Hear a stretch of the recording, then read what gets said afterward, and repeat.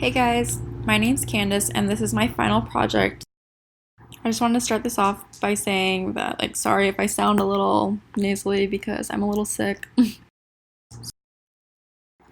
So, my project, it's on video streaming and disruption. You may be wondering, what is disruptive technology? Disruptive technology doesn't necessarily need to be technology. It just needs to be considered groundbreaking and that can fundamentally change somebody's life. Disruptive technology can be a revolutionary product that creates an entirely new need in the market, or it can displace an already established technology. The term is used loosely as there is often conflict about what the definition is. Most people cannot even agree on it. Most would think of disruption in a negative way, like something that destroys. But disruption actually improves society.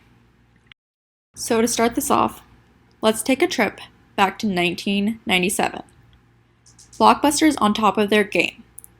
You would pay $2.99 for a new release rental and $1.99 for an older release. Additionally, on top of that, it was 99 cents per day. A man named Reed Hastings walks into a Blockbuster to return a video he rented. He is shocked by his $40 late fee because he is 6 weeks overdue. This was Blockbuster's first mistake. This was the year Hastings would start work on Netflix.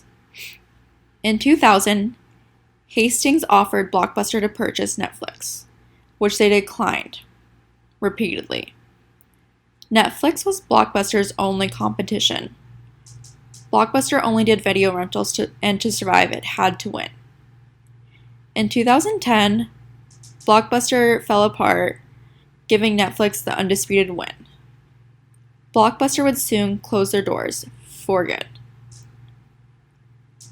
So Netflix began by mailing out DVD rentals, and in 2007, they were able to begin offering their users to stream some movies.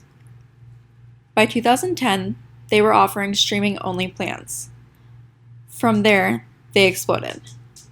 Netflix revolutionized streaming services when they rewrote their applications to run their services in a microservices architecture.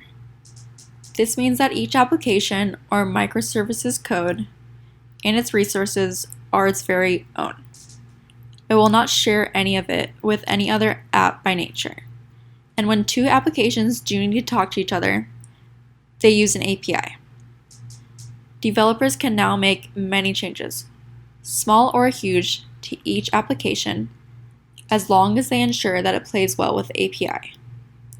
Netflix uses around 700 microservices to control each of the many parts of what makes up the entire Netflix service. One microservice stores what shows you've already watched. One deducts the monthly fee from your credit card, and so on. Netflix engineers can make changes to any part of the application and can introduce new changes rapidly while ensuring that nothing else in the entire service breaks down. Netflix once owned their own servers, but it was hard to keep up at the pace they were expanding. They chose to move all their stuff to the cloud. They had to stop running on their own servers and let somebody else do it.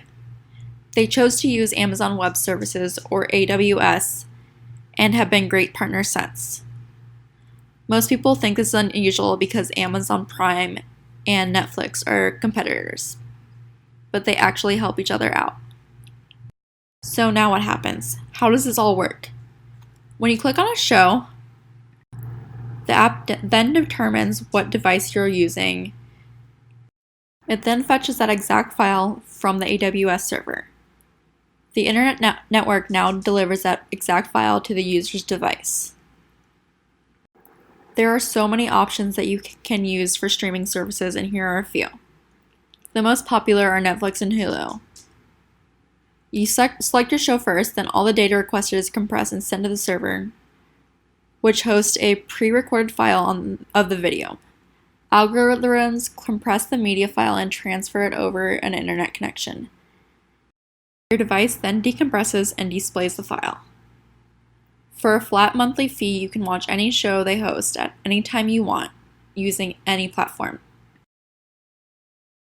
So, a lot of companies are coming up with their own streaming services. You may be wondering what's going on with Hulu.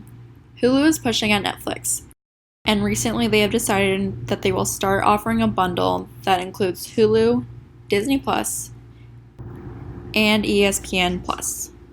This will start in November for only $12.99 a month. So Netflix is more expensive than Hulu, but they offer their viewers videos without requiring the viewer to watch any ads.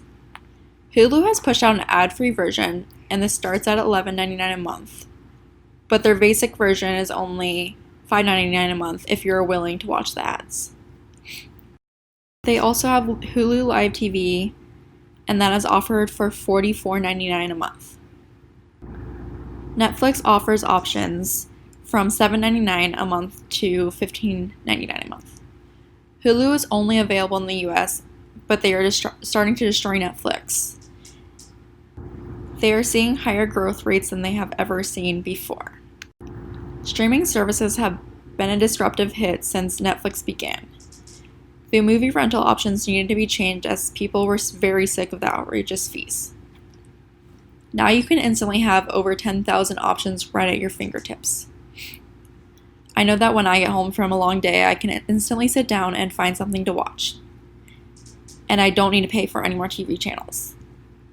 Now that Netflix and Hulu both are creating their own programs, users regularly tune in to watch the newest episode. A good example of this would be The Handmaid's Tale. This is their most popular show, and they developed it just for their platform. It has increased their number in users by a lot. I know that I am guilty of watching this show, as many of you probably are as well. This technology is disruptive in that it was completely groundbreaking, and it made a lot of people rethink their TV and movie options. A lot of these cable companies are trying to compete by creating their own packages to put out.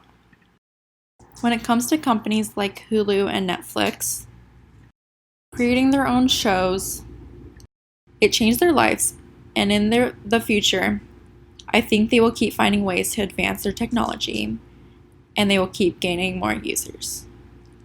I see a future that allows streaming services to take completely over and wipe out TV. Our technology is constantly evolving, and the humans' needs not apply video. Discuss how technology is constantly evolving and new machines are being made. A note to make about digital streaming is that it's creating new jobs.